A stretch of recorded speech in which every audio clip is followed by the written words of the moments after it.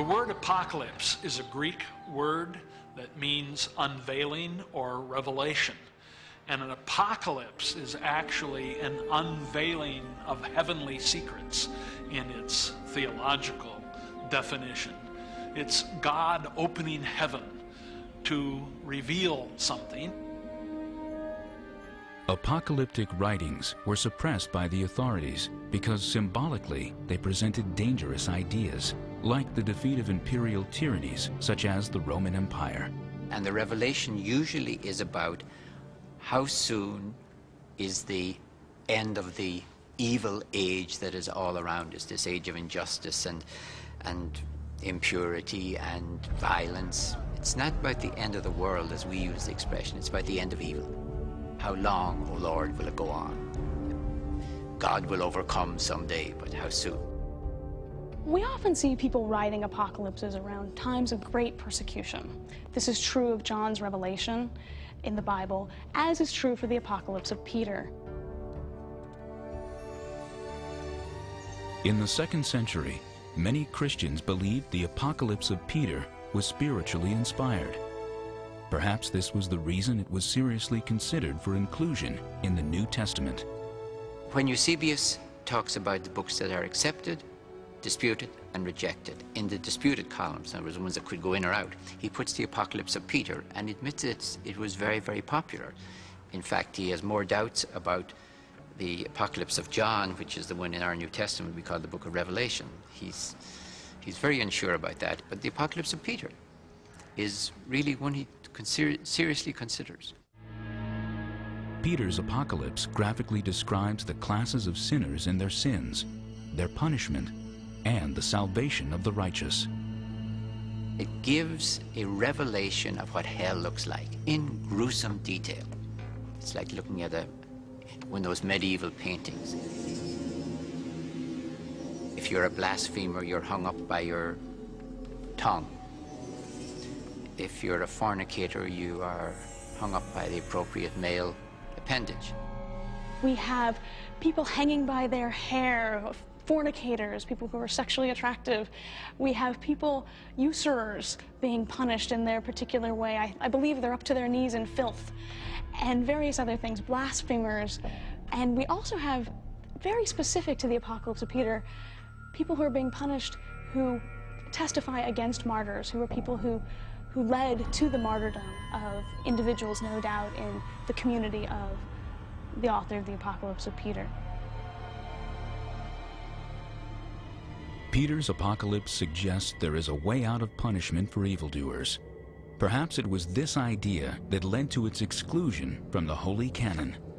One idea in there, that after hell and heaven are established and there's a perfect world, if those in heaven look down and see hell and the evil one suffering there, and they ask God for universal redemption, to take everyone out of hell, they will get it.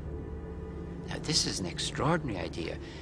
Peter, in the story, asks Jesus about this. Why are there so many people suffering down? And he's very worried. He can't accept it. He can't be sort of vengeful and say, well, they had it coming to them. So he wants to know, how can this be? You've got a merciful, forgiving God, and these people for all eternity in hell? And Jesus says, well, it's like a secret. I'll tell you the answer, but you can't tell anyone. The answer is they will all get out. But don't tell anyone, because they'll just commit more sins. That's a forbidden idea, not just a forbidden book. It's a forbidden idea, because if you were to tell people they could get out of hell, then everyone's going to say, well, you can do whatever you want.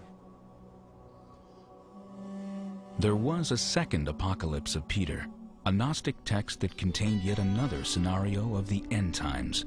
But, being Gnostic, it bore the stamp of heresy, and therefore was forbidden. He calls bishops and deacons dry canals, and he's trying to stake out authority for the Gnostic movement. But the greatest feature of the Gnostic Apocalypse of Peter is this description of the death of Jesus, in which a human body is being crucified, but the real Christ is standing off to the side, laughing and mocking at this attempt to kill the Son of God, when of course in Gnostic ideology the real Son of God never was human. In fact, many other popular writings, like the life of Adam and Eve, the Book of Enoch, and the Infancy Gospels, were never seriously considered for inclusion in the Holy Bible. They are but a sampling of the hundreds more that are known today. Perhaps there are still more yet to be found. Possibly another ancient scroll lying undisturbed in a Holy Land cave, a book buried in the hot, dry sands of North Africa, a manuscript lost in a dusty stack of books somewhere in a long-neglected library. We have to remember that the books that we have outside the New Testament are just random. They happen to survive. There are probably dozens more, hundreds more that are gone forever. The Gnostic texts are finally coming to the attention of people.